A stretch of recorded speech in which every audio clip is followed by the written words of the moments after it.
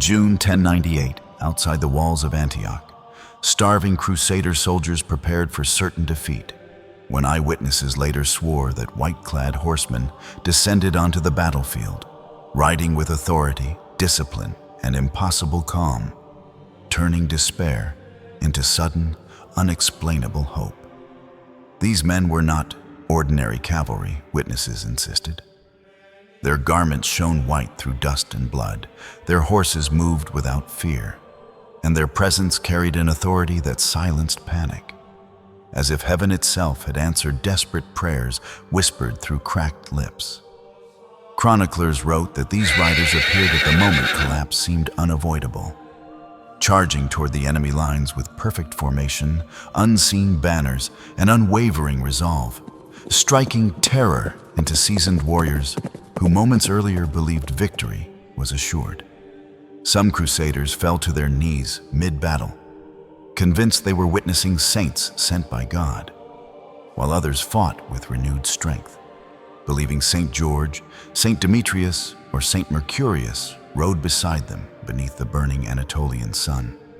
What makes this account extraordinary is not one testimony, but dozens, preserved across Latin, Greek, and Eastern Christian sources, each describing white horsemen appearing suddenly, fighting fiercely, then vanishing as swiftly as they came.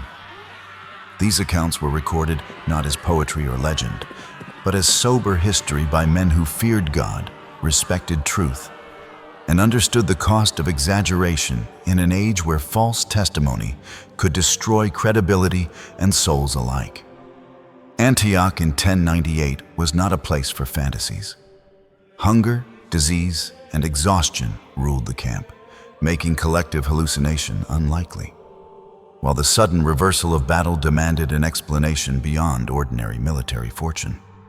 Church leaders later approached these testimonies with caution, not dismissing them, but weighing them carefully, aware that God's interventions often arrive quietly, clothed in humility, yet leave undeniable traces upon history. For the soldiers who survived, the memory never faded. They spoke of fear dissolving, courage flooding their limbs, and the certainty that heaven had not abandoned them at the edge of annihilation. Before we judge these riders as myth or miracle, we must step fully into their moment, into the dust, blood, and prayer of Antioch, and listen carefully to what faithful witnesses believed they truly saw. By early June 1098, the Crusader army inside Antioch faced annihilation, surrounded by Kerboga's forces, weakened by famine, disease, and despair. When morale collapsed so completely, the commanders openly prepared for martyrdom rather than earthly survival. Raymond of Aguilera, a priest and eyewitness, recorded that divine help arrived not as thunder or fire, but as disciplined white horsemen descending the nearby hills, forming ranks and striking the enemy with terrifying precision. Other chroniclers, including Fulcher of Chartres, echoed similar descriptions, stressing that these riders bore no identifiable banners, spoke no words, and vanished once the tide of battle had irreversibly turned. Importantly, these writers disagreed on many matters elsewhere, yet converged remarkably on this event, strengthening the credibility of the testimony and challenging later generations to confront its unsettling consistency. Many Crusaders identified the riders as saints long venerated by the Church, especially Saint George, Saint Demetrius, and Saint Mercurius, warrior saints already associated with divine intervention in moments of impossible conflict. These identifications were not random fantasies. Each saint carried a tradition of appearing in battle narratives, particularly in Eastern Christianity, where Antioch stood at a spiritual and cultural crossroads. Church authorities did not immediately canonize the event as a miracle, but neither did they suppress the accounts, allowing the testimonies to circulate, be examined, and endure within responsible historical memory. This restraint reflects classical Christian discernment, recognizing that God may act visibly in history, yet inviting humility, patience, and reflection rather than sensational certainty or reckless denial. For the faithful soldiers, however, theological caution did not erase lived experience. They carried the conviction that saint-led assistance had met them precisely when human strength had ended.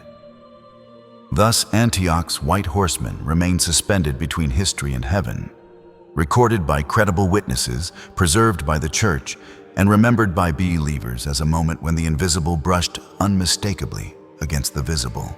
When the battle ended in June 1098, Antioch stood silent beneath the sun, not celebrating strategy or strength, but trembling with awe as soldiers whispered that heaven had drawn near when human courage had nearly failed. Those who survived carried no pride, only reverence. They spoke softly of white riders who asked no praise, claimed no glory, and departed unseen, leaving faith renewed rather than swords bloodied. For many believers, the presence of Saint George, Saint Demetrius, or Saint Mercurius was not spectacle, but reassurance. A reminder that the communion of saints is not distant, abstract, or silent. The Church never demanded belief in this vision, yet allowed space for wonder, understanding that God often strengthens the weary, not by explanation, but by presence, arriving precisely where despair expects nothing. Across centuries, Antioch's white horsemen have spoken quietly to Christians facing impossible odds, reminding them that unseen help may arrive without warning, without spectacle, and without leaving evidence except changed hearts. Perhaps the true miracle was not how the enemy fled, but how fear released its grip, allowing exhausted men to stand again, convinced they were not abandoned, forgotten, or alone in their darkest hour. In every generation, believers reach moments like Antioch, surrounded, weakened, and uncertain, where victory seems impossible and prayer feels like the final breath before silence. The story of the White Riders does not promise rescue on command, but it invites trust, faith that God's help arrives according to His wisdom, often unseen yet never absent from the battlefield of the soul. If this testimony stirs your heart, consider the saints who walk with the Church still, interceding quietly, strengthening the faithful, and reminding us that heaven's armies remain nearer than we imagine. As you leave this story, may it awaken courage, humility, and hope. And if your spirit agrees, let your heart respond as countless believers have before you with a simple, trusting prayer. Amen.